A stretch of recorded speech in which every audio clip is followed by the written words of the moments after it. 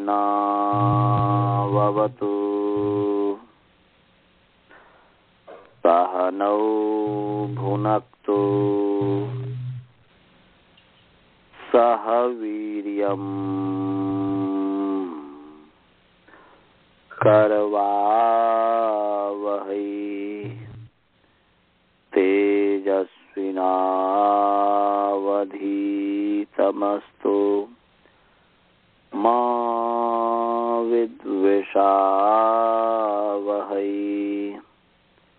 ओम शांति शांति शांति। वो वृद्ध पाठ वहां पर होगा, पाणिनीय शिक्षा लाइए। पिछले पाठ में कोई शंका है? किसी भी प्रकार की शंका? उदात्त के ऊपर हमने विचार किया था। कोई शंका तो नहीं है ना? नमस्ते जी आचार्य जी। हाँ जी, वो भी ले आइए और पाणिनीय शिक्षा वहाँ होगा। हाँ पूछिए। पाणिनीय शिक्षा जो मैं गुरुकुल में पढ़ाता हूँ, लेकिन इंडिया में रिकॉर्डिंग में। हाँ बोलिए, क्या शंका है? शंका आप बता रहे थे कि उच्चैरुदात्त भाष्यकार का व्याख्या क्या है? उस भट्टोजी दीक्षित का उच्चैरुदात्त ताल्वादिषु सभागेषु स्थानेषु ऊर्ध्वभागे निष्पन्नो अचे उदात्त सम्यक्। हमने विचारने के लिए बोल दिया ना, इस आधार पर लिया था, काफी नाम में लिया था प्रश्न। हाँ, उस पर क्या प्रश्न बताइए? प्रश्न ये हम महाभाष्य प्रदीप भाष्य। हाँ जी, प्रदीप भाष्य नहीं, महाभाष्य रहे थे। हाँ बोलिए। पहले उच्चैः षष्ठी निर्दिष्टम् इति उच्चै नीचैरित्येते अव्यये अधिकारण शक्ति प्रदाने तत्र च इति अनुवृत्तौ सत्यामयत्वो भवति। उच्चैः स्थान उपलभ्यमान उदात्त संज्ञः च अचः स्थान इति। नानु अच इति अनुवृत्त्या अपि कथं परिभाषा प्रक्लिप्त अनुवृत्तय प्रकृतसूत्रेषु अपेक्षित सम्यक् समर्थकत्वेपि स्वरोच एव स्थाने इत्यर्थकेव मानाभावादत आह। उच्चैरिति संज्ञी समर्पणस्य प्रथमान्तानुवृत्त्यापि सिद्धेरिति भावः। स्थाने ताल्वादौ उच्चैर् उच्चदेशे उपलब्धमान इति अन्वयः। उपलब्ध्यमान व्यञ्ज्यमानः। तो इसमें भट्टोजी दीक्षित भाष्यकार की व्याख्या में विरुद्धता तो हम नहीं देखते। नहीं, मैं आप प्रदीप की भाष्य पढ़ रहे हैं, मैं बोल रहा हूँ महाभाष्य।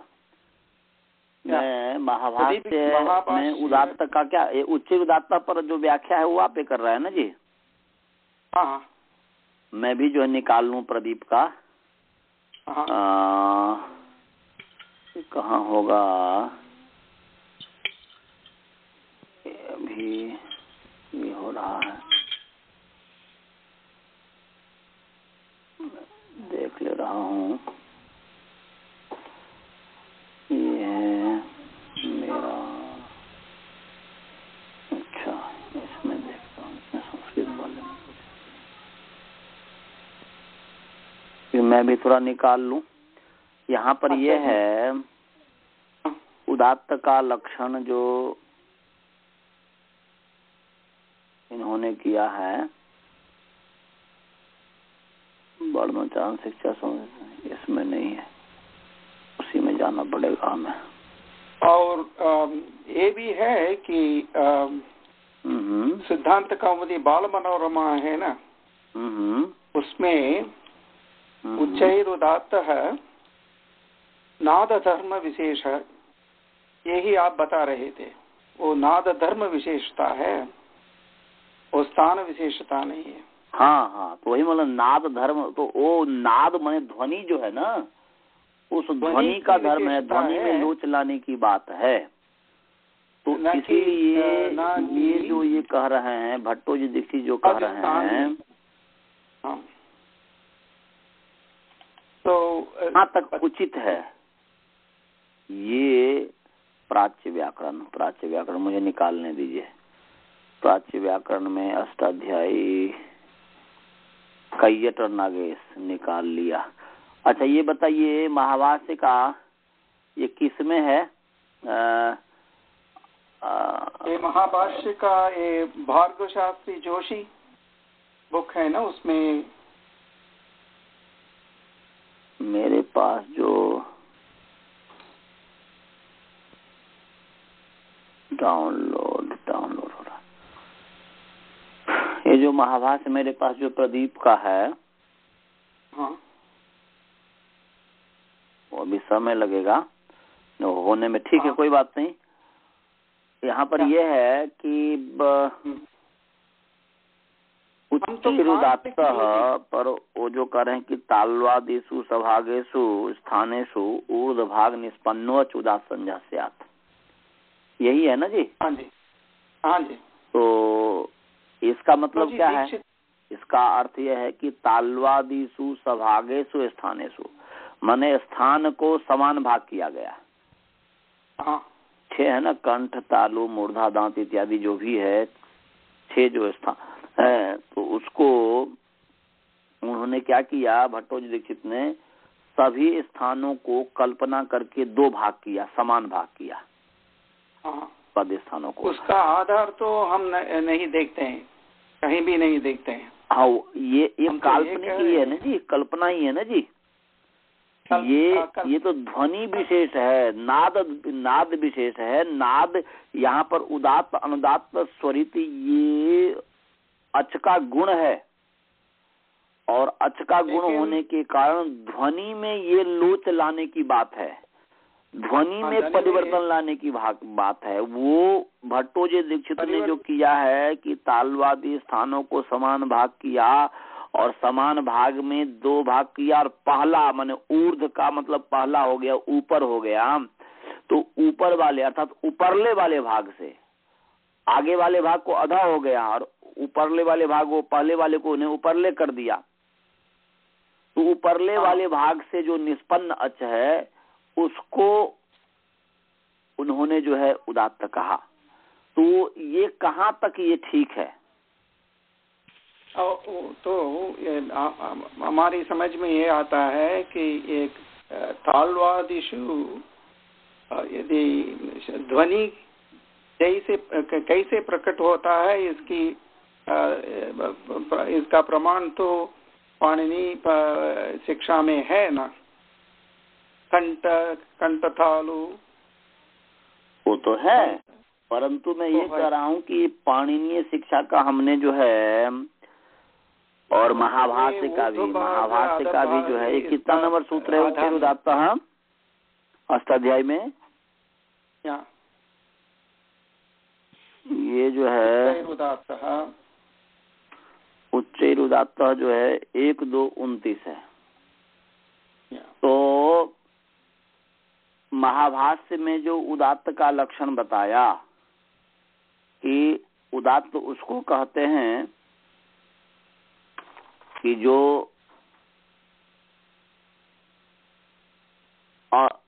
आयामो दारुण्य मनुता खस्यति उच्चैकराणि शब्दस्य, ऐसा महाभाष्यकार कहते हैं।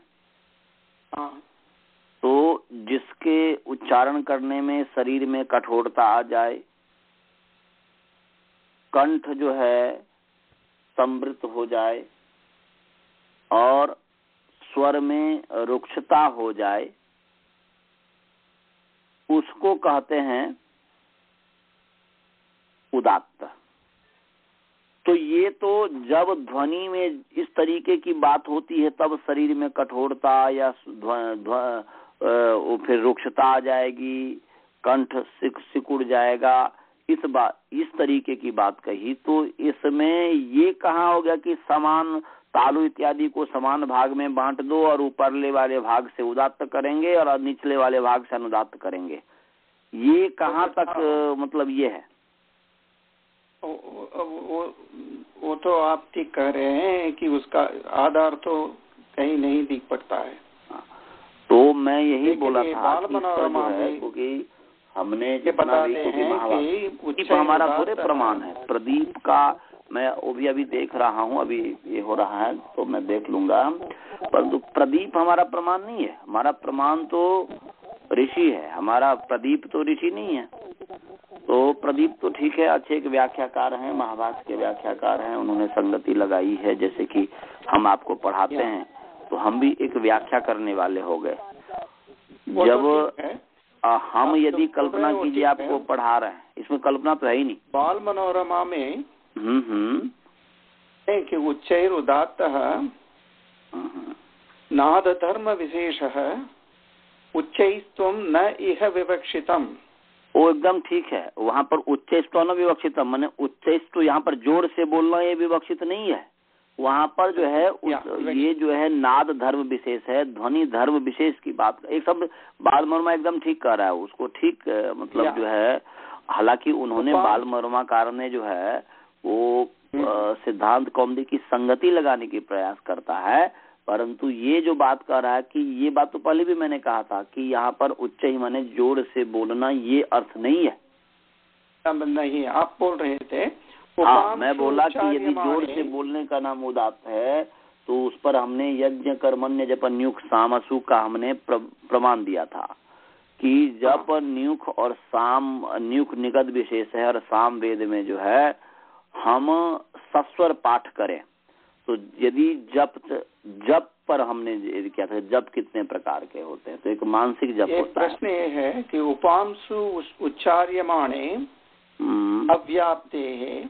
हाँ, तो उन्होंने उपांशु में मैंने यदि मान लो उच्चैस्त्वम को यदि हम कहेंगे उदात्त, जोर से बोलने का नाम यदि उदात्त कहेंगे तो बाल मनोरमाकार कहते हैं कि उपांशु में अव्याप्ति हो जाएगा, माने अव्याप्ति दोष से ग्रसित हो गया, माने ये जो है उसमें व्याप्त नहीं हो पाया, ये कहना चाह रहा है। इधर तो आप जो बोल रहे थे वो ही ये भी कह रहे हैं, किंतु उच्चै शब्दः अधिकरण शक्ति प्रधान ऊर्ध्वभागे इत्यर्थे वर्तते।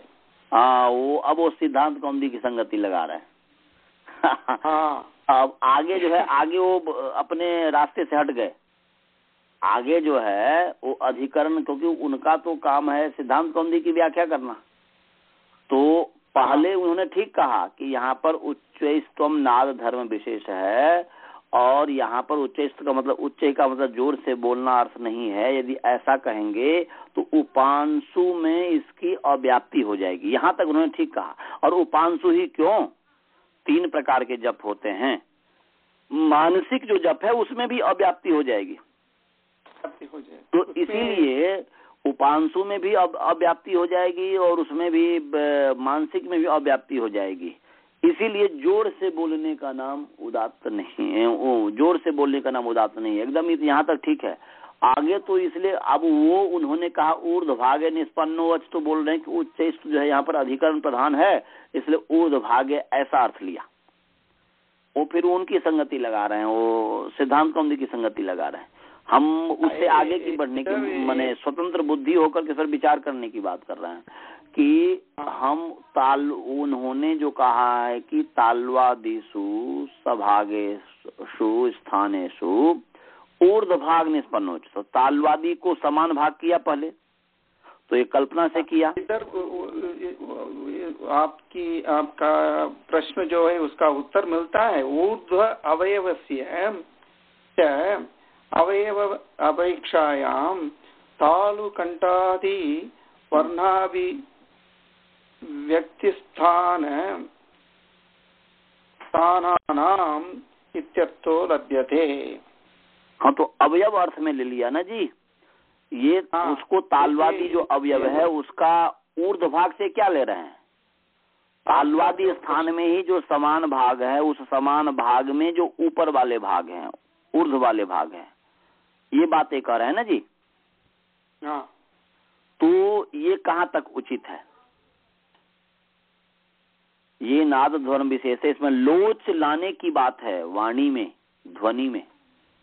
तो इसमें ऊर्ध और अधः, ये ऊर्ध का मतलब बस ऊर्ध भाग निष्पन्नोच उच्च ही का मतलब यही हुआ कि यदि आपके अंदर जो उत्साह, तालवादी स्थानों में जो ऊर्ध्व का मतलब यही हुआ कि उत्साह के साथ जो आप बोलते हैं उसमें, क्योंकि उसमें शरीर जब कड़ापन आ जाएगा, ये हो जाएगा, तो जब हमारे अंदर उत्साह होता है, देखिए जितने भी आश्चर्य प्रकट करने वाले शब्द हैं, जितने भी आश्चर्य प्रकट करने वाले शब्द हैं वह सभी उदात्त में बोले जाते हैं, और जितने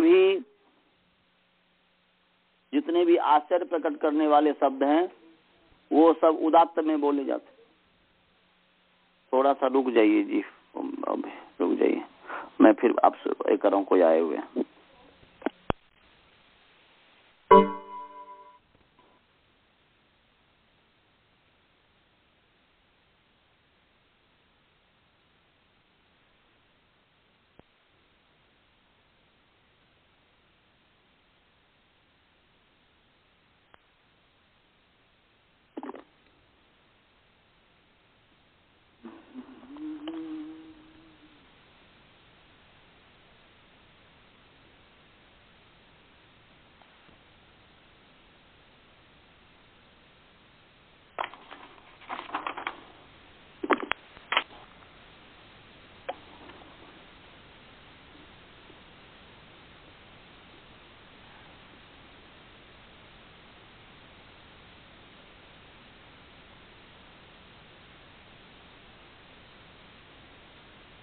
अनंत, आज भल्ला जी आए हुए हैं क्या? भल्ला जी सुनाई नहीं दे रहे, राइट? आया हुआ जी। ओह, भल्ला जी हैं, okay okay, alright Bhalla ji. थोड़ा देर से जुड़ा था आज। अच्छा, okay, very good very good.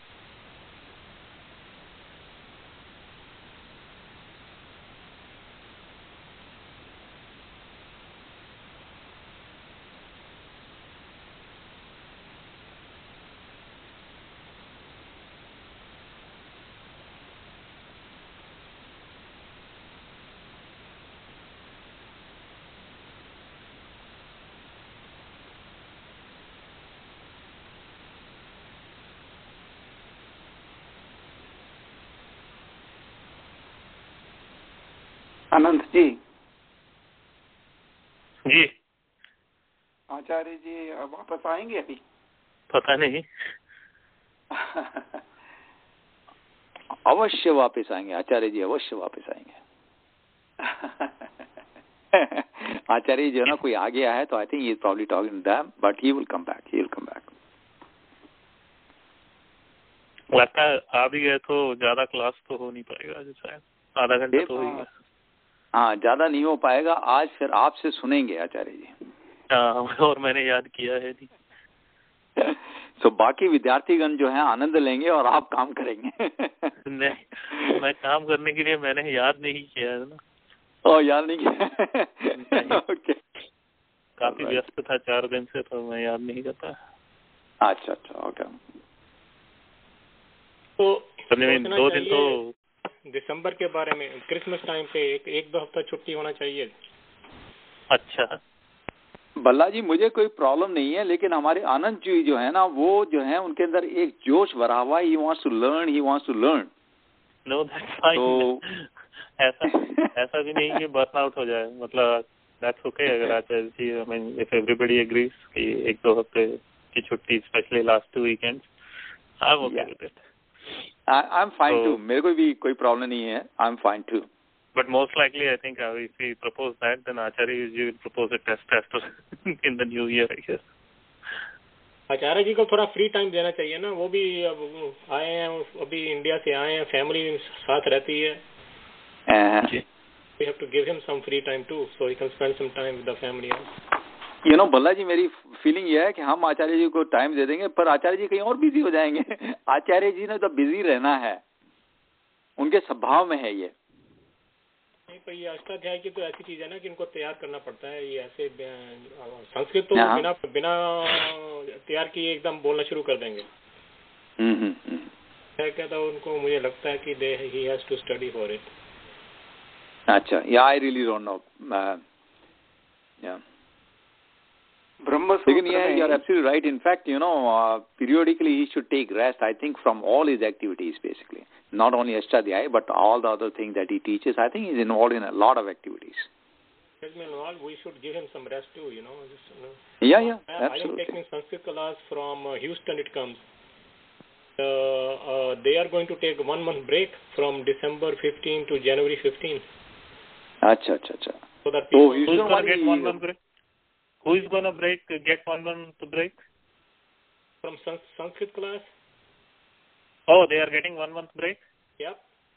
Oh, okay. So that people can go to India who wants to go to India and, you know, come back later. They don't miss anything. Okay. So, Balla ji, ये जो आप जो class लेते हैं, is it different from the kind of class that I take with Acharya ji? We have been taking this class for like 2-3 years. Oh, 2-3 years, okay. Oh, you mean Satyat Prakash class? No. They are talking about Sanskrit class. He's talking from Houston. There is some other organization that offers some Sanskrit class. Oh, okay. There is a Arya Samaj in Houston, and there is one Acharya ji over there, Dr. Suryananda. अच्छा. Recording stop में है अभी? नहीं, that's a good. ये सब record हो रहा है क्योंकि आचार्य जी is the only one who can stop recording. Oh boy, now Acharya ji is going to hear all our udandata. No, Acharya ji doesn't listen to it anyways. That class is going on for the last 2 years or about 1.5 years. So they are following a book, Rachna Anuvad Kaumudi, something कुछ ऐसा है कुछ. अच्छा, okay. We are following that book and we are going with that book. Okay.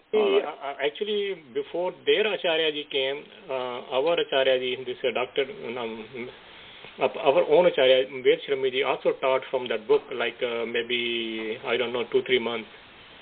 And when their own Acharya came, then this is okay, we need to have give a chance to our own Acharya ji to teach us. Acha, okay. But I think Ved Shrami ji is not following the book. I think he's following his own notes or something, isn't it? No, just Sanskrit class, no, that's not true. Sanskrit class जो है उसमें we are sort of following Siksha Sarani. I don't know if you have seen that book or not. No, I have not seen that Shiksha Sarani. Yeah, so that's the book we are following. Yeah, so I started late.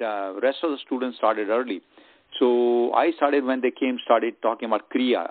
And before they had talked about Sanya and Vibhaktis and stuff. So I missed out that part. Do you have that book, Kuldeep? Buddy, I have it on my electronic version, yes. Can you send it to me? I just want to take a look how it looks. Okay, buddy. So after the class, maybe tomorrow, buddy, I will send it to you. Okay. Sounds good. Can you send that to me also? नमस्ते। Sounds fine. नमस्ते जी। नमस्ते, कोई आ गए थे घर पर जी। चलिए जी, तो ये जो है उच्चैरुदात्तः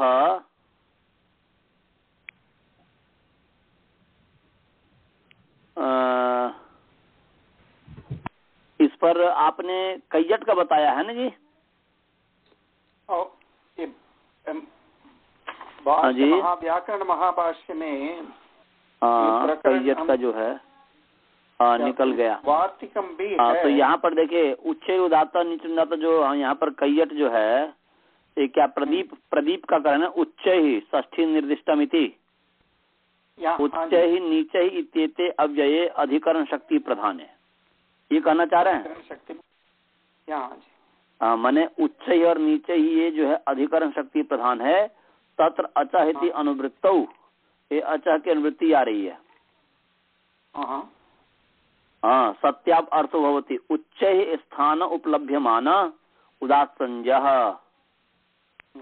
तो बोल रहे हैं कि यहाँ पर बोल रहे हैं कि ये जो प्रदीप जी कहना चाह रहे हैं कि उच्च ही ये जो है अधिकरण शक्ति प्रधान है, अधिकरण वाला है, और वहां पर जो है ऊपर से अचह की अनुवृत्ति आ रही है, उकालो से अचह की अनुवृत्ति आ रही है, और अनुवृत्ति होने पर क्या अर्थ होता है? उच्च ही स्थाने उपलभ्यमानः उदात्त संजः अचह अच स्थान इति। मने वो स्थान है उच्च स्थान में जो उपलब्धमान है ना, ध्वनि किधर से उत्पन्न हो रहा है वो स्थान है, कंठ आदि। हाँ, तो ये नहीं, ये जो कह रहे हैं भट्टो जी दीक्षित जो कह रहे हैं वही ये भी कह रहे हैं। हाँ जी, भट्टो जी दीक्षित जो कह रहे हैं वह ये भी वही कह रहे हैं। तो भट्टो जी दीक्षित का इनका एक ही विचार है, कोई ऐसी बात नहीं है। उच्च ही का मतलब उच्च देशे मन उच्च स्थान में, तो उच्च देश का मतलब यहाँ पर ये भट्टो जी दीक्षित ने जो किया वो एक किया कि तालवादिषु सभागेषु स्थानेषु ऊर्ध्वभाग निष्पन्न अच, तालवादी स्थानों में ऊर्ध्वभाग में जो निष्पन्न अच है तो अधिकरण शक्ति प्रदान करके ही किया। परंतु मेरा कहना यह है कि अधिकरण शक्ति प्रधान भले ही हो, परंतु यहाँ पर यदि उच्च ही का मतलब यदि ये जो बाद मरुमा ने कहा कि नाद ध्वनि विशेष है तो वह नाद ध्वनि विशेष की ही बात कही जा रही है, और यदि अधिकरण शक्ति प्रधान यदि कर देंगे तो वह नाद ध्वनि विशेष न होकर के स्थान विशेष हो जाएगा कि नहीं? हाँ जी, इधर तो ये मरुमा का पहला जो उन्होंने कहा एकदम ठीक कहा। पहला जो कह रहे हैं कि ये यहाँ पर नाद ध्वनि विशेष है, उदात्त जो हो गया नाद ध्वनि विशेष, तो नाद ध्वनि विशेष है तो यहाँ पर उच्च ही वो स्थान विशेष का स्थान विशेष अर्थ हो गया, अधिकरण शक्ति हो गया प्रधान, और उच्च ही का अर्थ हुआ ऊर्ध्व भाग या ऊर्ध्व देश या ऊर्ध्व भाग जो भी कहें। तो ऊर्ध्व भाग में तो यहाँ पर तो कल्पना ही किया है भट्टो जी दीक्षित ने कि तालवादी समान भाग करो, उसमें पहले ऊपरले वाला भाग उसको ऊर्ध्व भाग मान लो, आगे वाले को नीचे मान लो, फिर ऊर्ध्व भाग में निष्पन्न अच्छे उदात्त होता है। ये जो कहा, मेरा कहना है कि यहाँ ये नहीं होना चाहिए। हाँ, प्रश्न तो ये है आचार्य जी, हम हमारे समझ में आ रहे हैं अभी। इधर महाभाष्य में जो बोल रहे थे लक्षणम आयामो दारुण्यमानम, आयामो दारुण्यमनुता खस्यति उच्चैः कराणि शब्दस्य आक्षेप बाधक भाष्यम, ऐसा इसके अंदर आता है ये। उसके बाद आक्षेप साधक भाष्यम एतत् अपि अनैकान्तिकम, यदि कितने नंबर पेज पे है? सिद्धि महाप्राण से सर्वनीचैः। उसके बाद एक वार्तिकम सिद्धम तु समान प्रक्रम वचनात्, उसका भाष्यम है सिद्धम ये तत् कथम समाने प्रक्रम इति वक्तव्यम, कह पुनः प्रक्रमः। हेलो वासुदेवन जी, ये जो है पूर्व पक्षी और सिद्धांत पक्षी की जो बात कर रहे हैं, ये इसमें ये है क्योंकि जब आपको महाभाष्य पढ़ाएंगे तब उसमें ज्यादा समझ में आएगा। ये पूरा पूर्व पक्षी आक्षेप इत्यादि करके अंतिम में यही निर्णय किया गया है कि ऊर्ध्व भाग निष्पन्नो क्या बोलते सॉरी जो है अन्न, अभी मैंने क्या बताया था उदात्त का लक्षण, क्या बताया था महाभाष्य का? आयामो दारुण्य मनुता खस्यति उच्चैः कराणि शब्द से यह सिद्धांत है। ये तर्क वितर्क करते करते करते अंतिम में सिद्धांत हो गया है। ये कितने नंबर पेज पे है? मैं तो अभी निकाला हूँ वैसे ये उच्च उदात्त सूत्र निकाला हुआ हूँ महाभाष्य का, परंतु कहाँ पर है ये?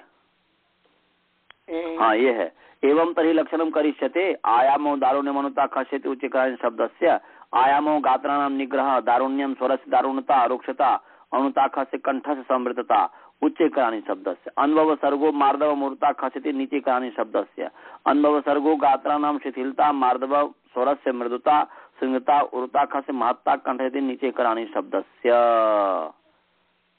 तो ये जो है ये है इसमें स्थान भी वो बता रहे हैं ना। फिर आगे जो कह रहे हैं कि आक्षेप साधक वास्यम एतद अपि अनैकांतिकम यद अल्प प्राण से सर्वोच्च ही तद्धि महाप्राण से सर्वनीच ही। तो ये जो है ऐसे करते करते करते ये जो कहा है लक्षणम करिष्यते, ये सैद्धांतिक है। जब आगे पढ़ते जाएंगे करते जाएंगे उच्च उदात्त, जब हम उस समय महाभाष्य के समय होगा तो फिर आपको पता चल जाएगा कि यही वास्तव में क्या बोलते हैं उदात्त का लक्षण है।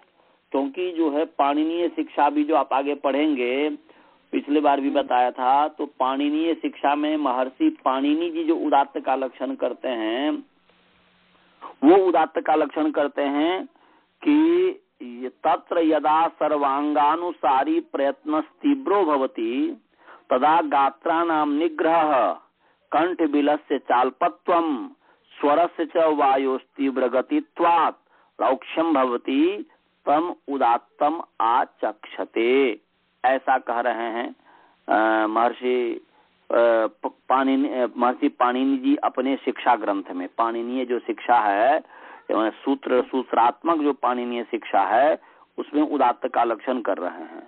तो ये जो उदात्त का लक्षण है कि बोल रहे हैं कि वर्णों के उच्चारण में जब सभी अंगों के प्रयत्न जो है अंग उपांगों के प्रयत्न जब अधिक होता है, प्रयत्न जब अधिक होता है तब जो है शरीर का निग्रह हो जाता है, शरीर कड़ा हो जाता है और कंठ का जो बिल है स्वर यंत्र जो मुख है वह अल्प हो जाता है, वह सिकुड़ जाता है और स्वर जो है वह रुक्षता हो जाती है, उसके अंदर पैदा हो जाती है क्योंकि वायु के तीव्र गति होने से, और उसको उदात्त कहते हैं। तो यहाँ पर जो महर्षि पाणिनि जी ने जो उदात्त का लक्षण किया है या आगे अनुदात्त का लक्षण किया कि यदा मंदः प्रयत्नो भवति तदा गात्राणां प्रसन्नत्वम कंठ विलस्य च महत्वम स्वरस्य च वायुर्मंद गतित्वात् स्निग्धता भवति तम अनुदात्तम आचक्षते। ये जो अनुदात्त का लक्षण किया और महाभाष्यकार ने जो वहां पर वार्तिक मन बोलते एवं तरी लक्षणम करिष्यते, ये जो किया दोनों एक ही चीज कह रहे हैं। वो अपनी भाषा में वहां पर कह रहे हैं, यहाँ पर महर्षि पाणिनि जी अपनी भाषा में सूत्र के रूप में लिख रहे हैं। तो इनका और उनका दोनों का एक ही है, दोनों में अंतर नहीं है। वो तो फिर आक्षेप कह रहे हैं, आक्षेप जो माने वो आक्षेप जो किया उसको बाधित करने वाला भाष्य है, और पीछे जो आक्षेप किए हैं ये जो है ऐसे उच्च माने बोलते उच्च नीचस्य अनवस्थितत्वात् संज्ञा अप्रसिद्धि ही, वो जो किया था आक्षेप वार्तिक भाष्य है, तो उस आक्षेप वार्तिक भाष्य का आक्षेप बाधक भाष्य था आयामो दारुण्य मनुता खस्यति। फिर जो है आगे आक्षेप साधक भाष्य, अर्थात वो जो ऊपर वार्तिक है उस वार्तिक का उच्चैर उदात्तः पर जो वार्तिक है उस वार्तिक को सिद्ध करने वाला भाष्य फिर कर रहे हैं। फिर जो है समाधान वार्तिक कर रहे हैं कि सिद्धम तु समान प्रक्रम वचनात्, ये कह करके फिर जो है बस ये कह पुनः प्रक्रमा तो उरह कंठ सिरह इति उच्चैर उदात्तः इति वक्तव्यम। तो ये जो कह करके जो कहना चाह रहे हैं, तो वो जो कहा कि ये लक्षण करेंगे उसका आक्षेप जो किया था पीछे उसका बाध्य के लिए किया, फिर आक्षेप का सिद्ध करने वाला किया, फिर जो है उससे सिद्ध नहीं हुआ तो फिर समाधान आगे कर रहे हैं। तो उसका खंडन वो अनुभव सर्गोद मार्दव मूर्ता इत्यादि या आयामो दारुण्य मनता खस्यति, यह सैद्धांतिक वचन है। ये तो जब पढ़ेंगे तब पता चलेगा कि पूर्व पक्षी का कथन है, ये सिद्धांत पक्षी का कथन है, ऐसे करते करते अंतिम निर्णय हो जाएगा। तो ये निर्णित है, ये मतलब ये किसी दूसरे मतलब वैसे ही शंका में ही महर्षि पाणिनि पतंजलि ने छोड़ नहीं दिया है, सैद्धांतिक वचन है ये। तो और यहाँ पर मैंने जो आपको उदात्त का लक्षण या अनुदात्त का लक्षण जो बताया ये महर्षि पाणिनि जी का, तो सबसे बड़ा तो प्रमाण हमारा महर्षि पाणिनि जी है। और महर्षि पाणिनि जी का जो पाणिनीय शिक्षा है ये सूत्रात्मक रूप में, तो ये इसमें सीधे सूत्र में बता ही दिए हैं कि शरीर में कठोरपन आ जाएगा, कंठ जो है सिकुड़ जाएगा, अल्प हो जाएगा, और स्वर में रुक्षता पैदा हो जाएगी, इत्यादि इत्यादि।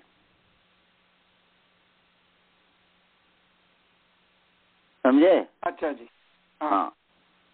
तो हमारे दृष्टि में हालांकि ये धृष्टता होगी, ये जो है ये धृष्टता हो जाएगी, क्योंकि हम उन भट्टोजी दीक्षित का भी सम्मान करते हैं, परंतु यह है कि कुछ धृष्टता करनी होती है। यदि जहां पर सिद्धांत की हानि हो रही हो तो ये महाभाष्य और महर्षि पाणिनि जी इनके सिद्धांत से विरुद्ध की कल्पना उन्होंने किया है। तो इस पर और गहन विचार होना चाहिए, इस पर और आप विचार कीजिए। मैंने उसमें बोला भी था कि आप जो है जिनसे पढ़ते हैं सिद्धांत कौमुदी उनसे विचार कीजिए, उनसे पूछिए कि ये कहाँ तक, क्योंकि ये उदात्त अनुदात्त स्वरित ये ध्वनि में लोच लाने की बात है। तो उस ध्वनि में लोच लाने के लिए वो कल्पना करना कि ये दो स्थान को दो भाग करो, पहले वाले भाग में ये करो, आगे वाले भाग में ये करो, ये कल्पना है और कुछ नहीं है। माने अंधेरे में लाठी मारना है कि अंधकार में जहाँ लाठी लग जाए बस लग गया किसी के ऊपर तो ठीक है, नहीं लगा तो नहीं लगा। तो इस तरीके की बात है। अस्तु, चलिए, और यदि इस पर कोई बात करनी है, बातचीत करनी है? नहीं तो नहीं। हाँ चलिए जी, नहीं हाँ आगे चले जी। आचार्य जी, हाँ बोलिए। I'm very happy you're spending a lot of time on the details because many people think they understand this for us, but they don't. अच्छा अच्छा, तो हिंदी में बोलिए, मैं अंग्रेजी में LLPP हूँ, अब सीखने का प्रयास कर रहा हूँ। आपका बात मैं थोड़ा थोड़ा समझा, परंतु हिंदी में क्या क्या क्या क्या कहना चाह रहे हैं आप? आप जो समय बिता रहे हैं, डिटेल बातचीत कर रहे हैं, वो बहुत अच्छा है। अच्छा, क्योंकि संस्कृत पढ़ने वाले स्वर की बात समझ में लाते नहीं। ये मेरा स्वभाव ही है। ये जिन गुरु से मैं पढ़ा हूँ, हमारे गुरु जी जो हैं स्वामी रामदेव जी के गुरु जी, स्वामी रामदेव जी का नाम सुने हैं ना? हाँ स्वामी रामदेव जी के गुरुजी और हमारे गुरुजी एक ही हैं। यहाँ पर भी धृष्टता हो जाएगी कि मैं कहूँ स्वामी रामदेव जी के मेरे गुरु भाई हैं, क्योंकि वो तो बड़े हैं, हम छोटे हैं, परंतु यह है कि सच्चाई यही है। तो लौकिक भाषा में स्वर की आवश्यकता उदात्त स्वरित ये नहीं है ना, इसलिए हमको ये ये शंका होती है। वैसे बोलता तो है वैसे उदात्त अनुदात्त स्वरित का, हम लोग बोलते हैं उसको भूल गए कि इसका नाम उदात्त है, इसका नाम अनुदात्त है, इसका नाम स्वरित है। भाषा में बोला जाता है। तो यही मैं कह रहा हूँ कि मेरा स्वभाव है। हमारे गुरुजी आचार्य प्रद्युम्न जी हैं और प्रद्युम्न जी के भी गुरुजी आचार्य विश्वदेव जी थे, तो विश्वदेव जी से भी मैंने पढ़ा है, विश्वदेव जी से मैंने काशी का पढ़ा है, तो मेरा सौभाग्य है। तो इसीलिए मेरा स्वभाव है इस तरीके से पढ़ाने का, और जहां तक हो सके अच्छी बात है। तो चलिए अब नीचे अनुदात्त पढ़ा रहा है। नीचे अनुदात्त में भी ऐसे ही है, बस नीचे ही अव्ययपद है, अनुदात्त प्रथमा विभक्ति एक वचन है, और नीचे ही का भी मतलब यहाँ पर धीरे से बोलने का नाम, मतलब जो है धीरे जोर से ध्वनि करना, नीचे से बोलना। तो नीचे का मतलब यहाँ पर वही उसमें लोच लाने की बात है, वाणी में ध्वनि में लोच लाने की बात है, उसमें परिवर्तन लाने की बात है। तो ऊर्ध्व ध्वनि और नीचे स्वर। यहाँ पर देखिए महर्जान जी ने क्या किया। अब महर्षि दयानंद जी और भट्टो जी दीक्षित या अन्य जितने भी हैं व्याख्याकार, जैसे प्रदीप हैं, उद्योत है, उन दोनों में क्या अंतर है देख लीजिए। इन लोगों ने उच्चई को अधिकरण प्रधान मान करके स्थान विशेष माना, परंतु महर्षि दयानंद जी स्थान विशेष नहीं मान रहे हैं। आपके पास वर्णोच्चारण शिक्षा है ना जी? आप सभी के पास वर्णोच्चारण शिक्षा है? जी है। तो उच्चैर उदात्त का क्या महर्षि दयानंद ने व्याख्या की है? से उदात्त। क्या बोल रहे हैं? ऊर्ध्व ध्वनि से उदात्त। हाँ, वेरी नाइस। छोटे से में बोलते हैं कि गागर में सागर। यहाँ पर उच्चई से स्थान विशेष न मान करके ध्वनि विशेष मान रहे हैं। ये उच्चई ध्वनि का विशेषण है, जिसको बाल मधुरमाकार ने भी कहा, फिर बाद में वो अपने पद से भ्रष्ट हो गया। पथ भ्रष्ट मतलब जो है पदच्युत हो गया। कहते कहते कहते वो अपने जो है भट्टो जी दीक्षित की व्याख्या में उसको भूल गया, फिर पीछे वाली प्रतिज्ञा को। तो यहाँ पर उच्च ही, यहाँ पर ऊर्ध्व ध्वनि, नीचे ही माने निम्न ध्वनि, न कि नीचे स्थान। जो तालवादिषु सभागेषु अधः भाग निष्पन्नो अनुदात्त संज्ञा स्यात्, ये जो कहा वो महाभाष्य से विरुद्ध है। यहाँ पर इसलिए महाराज जी कह रहे नीचे स्वर से, माने नीचे ध्वनि से, स्वर माने ध्वनि, नीचे स्वर से जो अनुदात्त बोला जाता है। तो सबकी हमने व्याख्या कर दी है। यहाँ पर बस ये बोल भी दिया था। और महर्षि पतंजलि जी जो कहते हैं कि अनुदात्त किसको कहते हैं, तो बोलते हैं अनवसर्गो मार्दव मूर्ता खस्येति नीचे करानी शब्दस्य। यहाँ पर शब्दस्य शब्दत्य गलत छपा हुआ है, तो शब्दस्य। तो स्वयं ये इसकी व्याख्या भी करते हैं महर्षि पतंजलि जी, भगवान पतंजलि जी, कि अनभव सर्ग माने गात्रा नाम शिथिलता, माने जिसके उच्चारण करने में, जिन अनुदात्त वर्ण के उच्चारण करने में, जिनके उच्चारण करने में शरीर में शिथिलता हो जाए, ढीला हो जाए। और मार्दवम का अर्थ कर रहे हैं कि स्वर से मृदुता, स्वर में मीठापन आ जाए, स्निग्धता आ जाए। और उरुता खस्य का अर्थ कर रहे हैं महत्ता कंठस्य, और कंठ की महत्ता हो जाए, कंठ का विस्तार हो जाए, कंठ खुल जाए। इति नीचे ही करानी शब्दस्य, ये जो अच जो शब्द है उसका ये नीचे करने था अनुदात्त संज्ञक है, ये कहना चाह रहे हैं यहाँ पर। और इसी बात को जैसे उन्होंने अपने शब्दों में कहा, तो ये तो महर्षि पाणिनि जी की व्याख्या करते हैं। तो महर्षि पाणिनि जी ने अनुदात्त का लक्षण किया कि यदा मंदः प्रयत्नो भवति, जब प्रयत्न मंद होता है अंग प्रत्यंग अंग उपांग का जो प्रयत्न है जब मंद होता है तब क्या होता है शरीर में, तदा गात्रा नाम प्रसन्नत्वम, तब शरीर में हर्षत्व होता है, शरीर में विकासता होती है, शरीर में क्या बोलते हैं कि शरीर में शिथिलता हो जाती है। प्रसन्नत्वम का अर्थ यहाँ पर शिथिलता है। और कंठ बिलस्य च महत्वम, और कंठ का जो बिल है, कंठ स्वर यंत्र जो है, स्वर यंत्र जो मुख है उसका महत्व माने वह विस्तृत हो जाता है, वह फैल जाता है, वह विकसित हो जाता है। और स्वरस्य च वायुर्मंद गतित्वात् स्निग्धता, और स्वर जो है, ध्वनि जो है, स्वर जो है उसमें स्निग्धता आ जाती है, मीठापन आ जाता है। क्यों? वायु मंद गतित्वात्, वायु के मंद गति होने के कारण। तम अनुदात्तम आचक्षते, उसको अनुदात्त कहते हैं।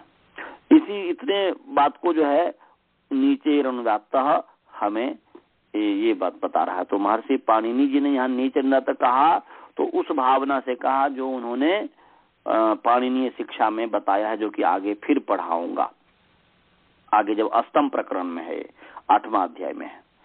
तो आचार्य जी एक बार फिर से रिपीट करिए। यदा मंदो प्रयत्न भवति तदा मंदः प्रयत्नो भवति तदा गात्राणाम प्रसन्नत्वम, ठीक है, कंठ बिलस्य च महत्वम, ओके, स्वरस्य च वायुर, स्वरस्य च वायुर्मंद गतित्वात्, स्वरस्य च वायुर्मंद गतित्वात् स्निग्धता भवति। स्निग्धता, स्निग्धता, स्निग्धता माने मधुरता, मीठापन। स्निग्धता भवति तम अनुदात्तम आचक्षते, आचार्य लोग उसको अनुदात्त कहते हैं।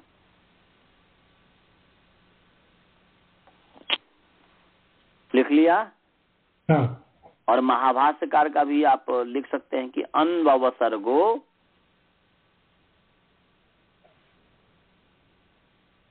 मार्दवम मुरुता खस्येति, या मार्दवम कमा कर दीजिए, अन्ववसर्गो मार्दवम उरुता खस्येति नीचे कराणी शब्दस्य। तो अन्ववसर्ग का मतलब है गात्रा नाम शिथिलता, या गात्रा नाम, जिसको यहाँ पर गात्रा नाम प्रसन्नत्वम कहा, उसी को यहाँ पर कह रहे हैं गात्रा नाम शिथिलता। गात्र कहते हैं शरीर के अवयव को, प्रत्येक अवयव का नाम गात्र है। तो गात्रों की जो शिथिलता है, गात्रों की जो प्रसन्नता है, गात्रों की जो वे हर्षत्व है, हर्षता है, ये जब होता है जिसको उच्चारण करने में। और मार्दवम का अर्थ है स्वरस्य मृदुता, मार्दवम का अर्थ है स्वरस्य मृदुता, स्वर की मृदुता, स्वर के मीठापन पना, अर्थात स्वरस्य मृदुता माने मृदुता का मतलब हुआ स्निग्धता, जिसको यहाँ पर तो क्यों होती है, तो उसमें हेतु है कि वायु के मंद गति होने से। तो उसको आचार्य लोग अनुदात्त कहते हैं। समझ गए जी? हाँ। अब जो है आगे है समाहारः स्वरितः। इसमें किसी की शंका तो नहीं है ना? आगे चले जी। समाहारः स्वरितः, समाहारः प्रथमा विभक्ति एक वचन है, और स्वरितः यह भी प्रथमा विभक्ति एक वचन है। तो समाहारः, समाहार में सम उपसर्ग पूर्वक आंग उपसर्ग है, री धातु है, घई प्रत्यय है। तो समाहारः का अर्थ है समाहरणम, समाहारः, ये भाव साधन है। ये तो समाहारः माने समूह। समाहारः का मतलब क्या है जी? समूह। समूह का नाम स्वरित है, समूह जो है स्वरित है। तो अब प्रश्न हुआ कि कस्य समूह कस्य समाहारः स्वरित संजो भवति। प्रश्न ये हुआ, महाभाष्यकार कहते हैं कि कस्य समाहारः स्वरित संजो भवति, किसका समाहार स्वरित संजक होता है। तो उत्तर है कि ऊपर जो है उदात्त और अनुदात्त जिसकी संज्ञा है, जिस अच के उदात्त और अनुदात्त का जो समाहार है, उदात्त अच और अनुदात्त अच का जो समाहार है, उदात्त स्वर और अनुदात्त स्वरों का जो समाहार है, उसका नाम स्वरित है। इसी बात को महर्षि पाणिनि जी पाणिनीय शिक्षा में लिखते हैं कि उदात्तानुदात्त सन्निकर्षात स्वरित इति, ऐसा कह रहे हैं। ये सूत्र है कि उदात्त और अनुदात्त के सन्निकर्ष से, सन्निकर्ष माने संबंध, उदात्त जो स्वर है और अनुदात्त जो स्वर है उसके संबंध से स्वरित होता है, अर्थात दोनों मिला हुआ रहता है। इसी बात को महर्षि जी कह रहे हैं कि उदात्त और अनुदात्त स्वरों को मिलाकर बोलना स्वरित कहता है।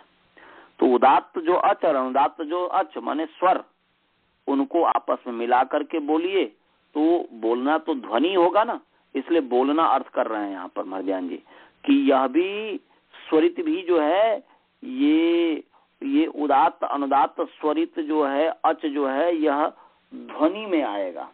तो ये कह रहे हैं कि उदात्त और अनुदात्त स्वरों को मिलाकर बोलना स्वरित कहता है।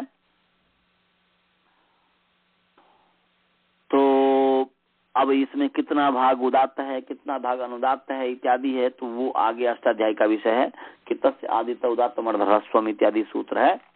इसमें कितना भाग उदात्त है, कितना भाग अनुदात्त है। तो आइए अब जो है ऐसे ही स्वर के जो 3 भेद हैं, गुण के उदात्तादि भी जो गुण हैं, उस उदात्त अनुदात्त, तो 7 प्रकार के स्वर हुए। उसमें उदात्तर अनुदात्तर स्वरिते जो उदात्त और एक श्रुति, ये सब मतलब जो है सब है। वैसे इसमें 3 ही मुख्य 3 ही है, 3 ही का आगे भेद है, फिर एक श्रुति एक होता है। तो फिर आगे जो भेद होगा उस पर हम आपको बताएंगे। एक श्रुति का मतलब होता है कि जिसमें कोई भी स्वर न हो, न उदात्त न अनुदात्त न स्वरित, एक ही तरीके का हो। 2 तरीके की इसमें व्याख्या है विद्वानों की। एक तो ये हुआ कि वह उदात्त अनुदात्त स्वरित से जो परे हो, रहित हो, एक जैसा ही सुनाई दे, एका श्रुति श्रवणम यस। और एक कह रहे हैं कि कोई भी एक ही तरीके का सुनाई दे, चाहे उदात्त या उदात्त, अनुदात्त या अनुदात्त, या स्वरित या स्वरित इत्यादि। 2 तरीके की विद्वान व्याख्या करते हैं। तो ऐसे ही जो है स्वर के और भी भेद हैं, जिसका नाम है लघु और गुरु।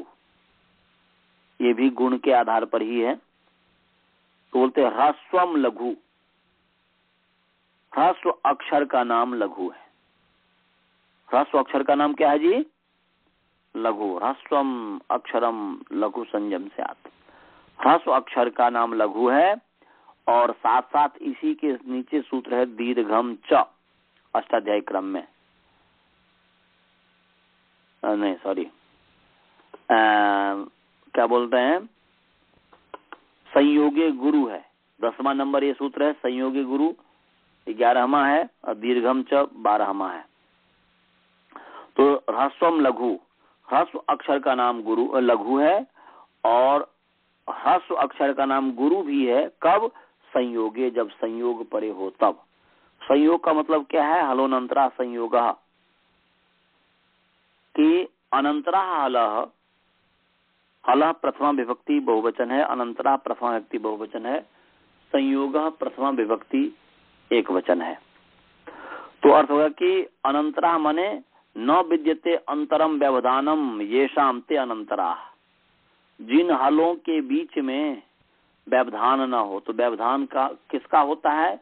अपने से भिन्न जाति का ही होता है। तो हल से भिन्न जाति क्या हुआ? अच हो गया। 2 तरीके के हुए, एक अच जाति एक हल जाति। तो अच से भिन्न जाति हल है, हल से भिन्न जाति अच है। तो यहाँ पर कहा है जिन हलों के बीच में व्यवधान न हो, तो अर्थात अचों का व्यवधान न हो। तो अनंतरा हल, जिन हलों के बीच में हल का व्यवधान, अच का व्यवधान न हो, उसका नाम संयोग है। इसी को भट्टोजी दीक्षित ने अपनी भाषा में बहुत अच्छी तरीके से उन्होंने बताया कि अजभीर अव्यवहिता हलः संयोग संज्ञः स्यात्। अजभी अव्यवहिता, अचों से जो अव्यवहित हल है उसका नाम संयोग है। ये उनका फलितार्थ सूत्रार्थ है, फलितार्थ है, फलित सूत्रार्थ है। बहुत अच्छा उन्होंने अर्थ किया। अनंतरा का अर्थ है कि अजभी अव्यवहिता, तो अनंतरा हल, अजभी अव्यवहिता हल, अचो का जो व्यवधान है उससे जो रहित हल है उसका नाम संयोग है। तो वो जो संयोग परे होगा तो तब जो पूर्व में अव्यवहित पूर्व में जो ह्रस्व होगा उसका नाम गुरु हो जाए, उसका नाम गुरु हो जाएगा। जैसे इंद्र, तो इंद्र में न द र इसका संयोग है, क्योंकि न द र के बीच में कोई स्वर नहीं है तो संयोग परे है, तो पूर्व में ई है, इसका नाम गुरु हो गया। इसलिए इंद्र वो लंबा गुरु की तरह उच्चारण होगा, वह उसमें थोड़ा लंबा होगा उच्चारण। कार्त्स्न्यम ऐसे ही हो जाएगा, कार्त्स्न्यम में भी है ऐसे ही। कार्त्स्न्यम में तो कार्त्स्न्यम में आ जो है वह दीर्घम च से उसका गुरु है ही।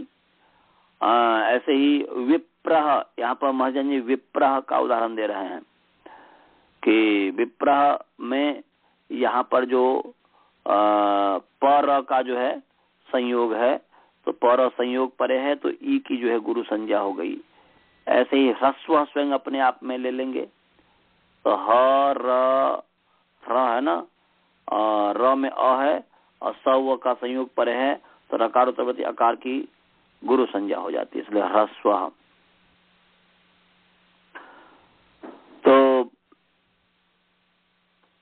ऐसे ही दीर्घम च बोल रहे हैं, दीर्घ जो है दीर्घ का नाम भी गुरु है। दीर्घम च अक्षरम गुरु संयम स्यात्, दीर्घ जो अक्षर है उसका नाम गुरु है। और हलवंता संयोग किसका नाम है संयोग, वो हमने आपको बता ही दिया। तो स्वर का जो भेद हो गया, एक तो हुआ काल के आधार पर जो हुआ, काल प्रमाण के आधार पर ह्रस्व दीर्घ प्लुत, गुण के आधार पर उदात्त अनुदात्त स्वरित लघु गुरु, ये जो है गुण के आधार पर हुआ। तो टोटल स्वर के भेद हो गए 3 वो और 7 स्वर हो गया, तो 7 3 10, 1 11 1 12, 12 भेद हो गए स्वर के। और उसका विशेष जो विस्तृत व्याख्या होगी हम आगे बताएंगे जब वो प्रकरण आएगा। अब समय हो गया है, आपको यदि कोई प्रश्न हो तो आप प्रश्न पूछिए, नहीं तो मंत्र पाठ करते हैं। आचार्य जी, आपने बताया संयोग और संयोग होने पर ह्रस्व गुरु प्रकार का होता है, तो उसमें उच्चारण में ह्रस्व को क्या दीर्घ की तरह बोलते हैं? हाँ होता है, कुछ हो आता है। यदि नहीं बोलेंगे तो वह उच्चारण ही ठीक नहीं हो पाएगा, पूरा दीर्घ तो नहीं जैसे होगा। हाँ दीर्घ की तरह होता है, पूरा दीर्घ नहीं होता। जैसे आप इंद्र जो कहते हैं तो ही में ही लंबा खींचता है कि नहीं खींचता है? हाँ। अग्नि ही तो गौन बाद में है तो अ में लंबा खिंचा हुआ कि नहीं हुआ? अग्नि, हाँ हुआ ना जी। हाँ। नहीं तो गुरु नाम क्यों दिया जाए? लघु और गुरु नाम क्यों दिया जाता है? यानी जो ह्रस्व गुरु के उच्चारण का समय इतना लंबा नहीं होता जितना दीर्घ का होता है, लेकिन उससे थोड़ा छोटा। वो उतना नहीं होता, परंतु होता है। वो तो उसमें ध्वनि में अंतर आता है। आ की तरह तो नहीं आएगा उच्चारण उतना अग्नि में, परंतु वो है। यदि कुछ लंबा खींचता है गुरु, तो लंबा खींचा तो गुरु हो ही गया। इसलिए दीर्घ का नाम भी गुरु है, ह्रस्व का नाम भी गुरु है। संयोग पर रहते ह्रस्व का नाम भी गुरु हो जाता है।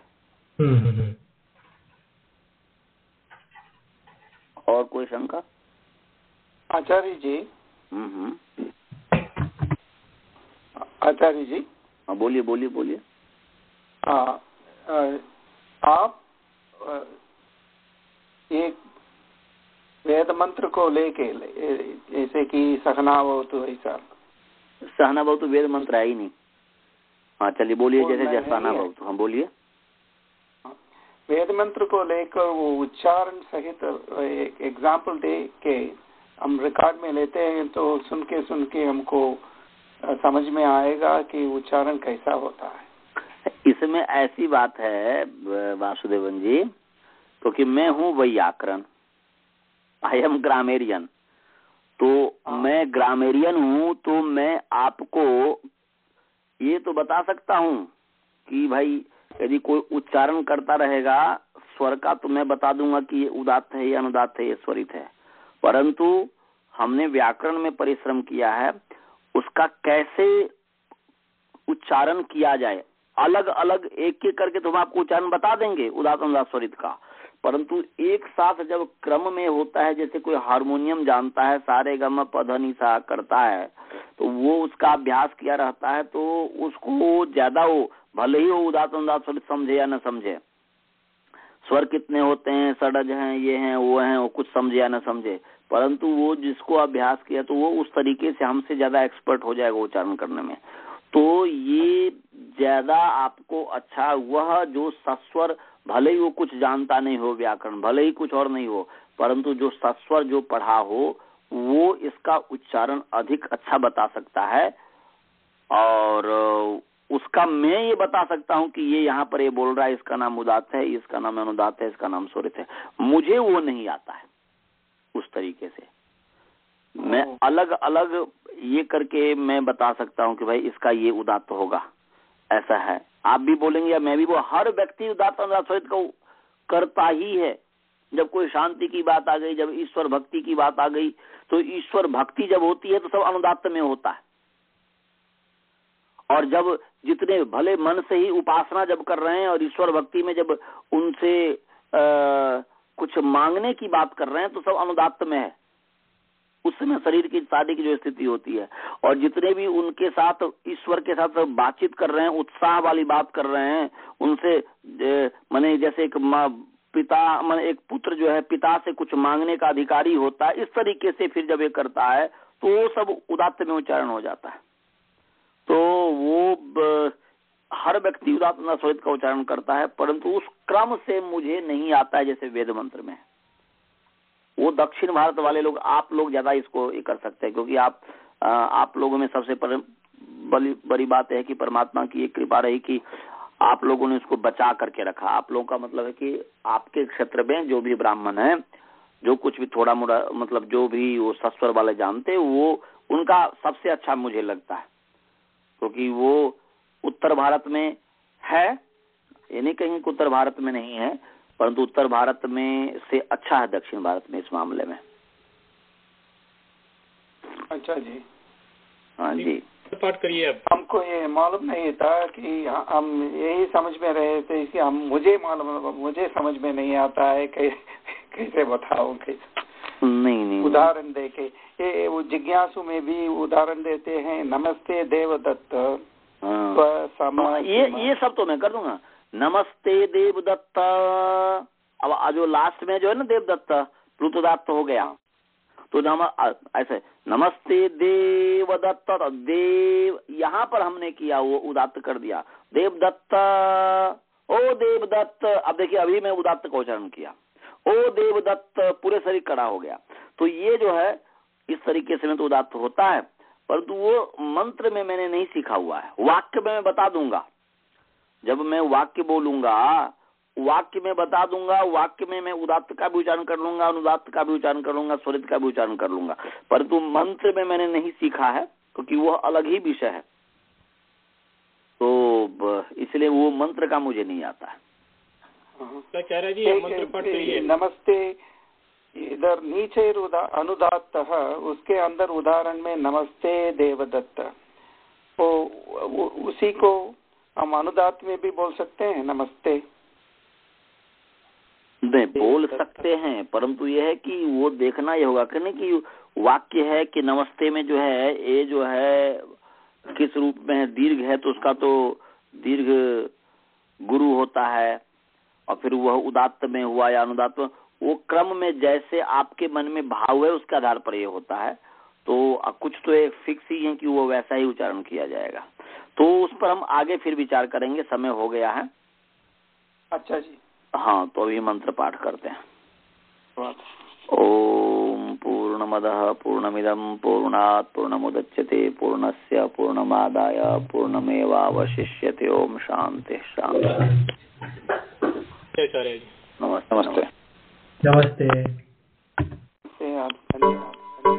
नमस्ते।